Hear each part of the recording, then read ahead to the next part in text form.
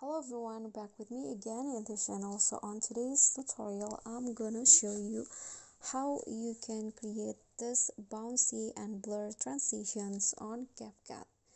So first, just import your clips to CapCut and then click on the first one, go to animation, combo, and then select the popping candy animations for all of the clips.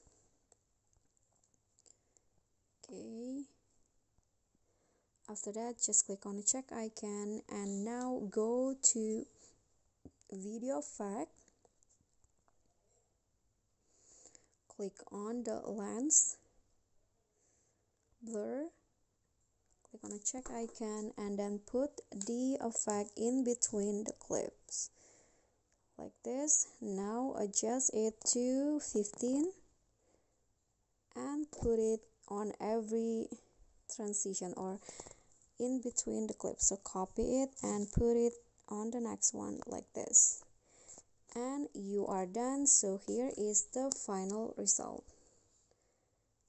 Okay, so that's all for me. Thank you so much for watching. If you enjoyed the video, please give me a like and smash the subscribe button down there, and also remember to leave a comment, and last, please click on the thanks below. That's it for me today. See you guys next time.